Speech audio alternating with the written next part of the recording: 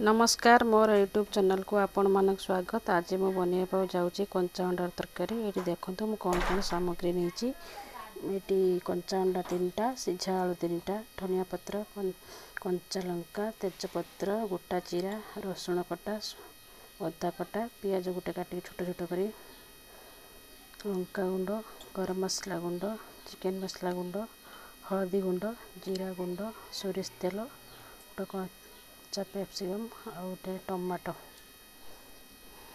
देखो बर्तमान कड़े आम गरम हो जाए सोरिष तेल नवा। तेल गरम हो जाए जीरा, तेजपत्र, कंचा लंका,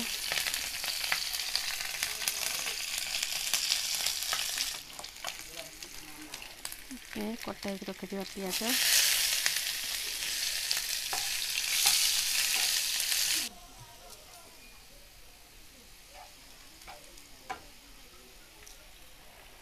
पियाज आमर लाल ही आसला काटिक रखिथ रसुण,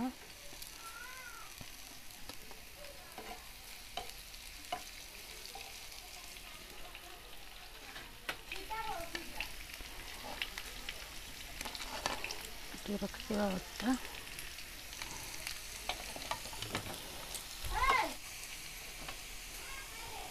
एपे आम एथर दबा कटाई रखिथ टमाटो, काटिक रखिथ कैप्सिकम,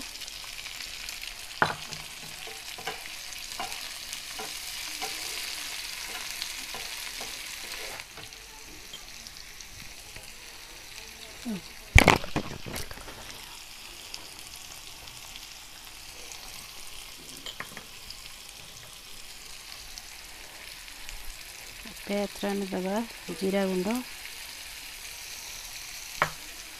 लंका गुंड, चिकेन मसला गुंड, हल्दी गुंड, स्वाद अनुसार लुण,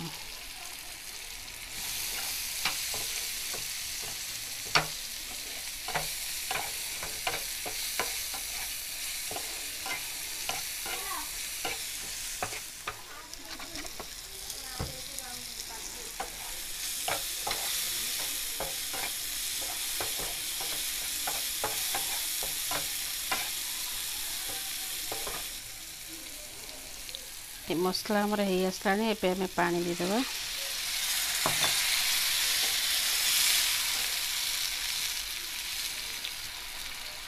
बर्तमान आम घोड़े दबा मसलाटा सीझापी। एबे आमर 3 ରୁ 4 मिनिट हो जाए घोड़े खोल देखा। अंडा आम 3टा अंडा को भांगिक रखिदेबा कंचा अंडा ये देदेबा।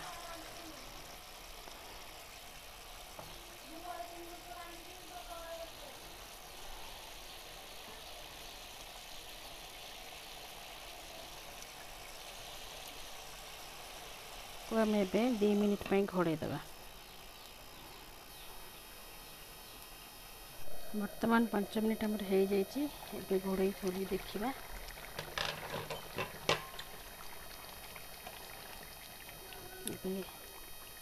काटिक रखिथ धनिया पत्र,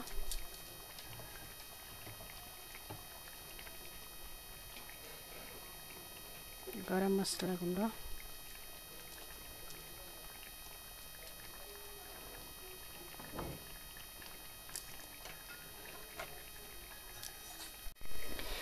एबे आमर तरकारी प्रस्तुति हो गला। एबे देखंतु गरम गरम कंचा अंडार तरकारी सहित भात गरम भात सहित खाआंतु।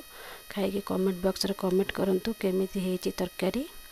रहूची नमस्कार, जय जगन्नाथ।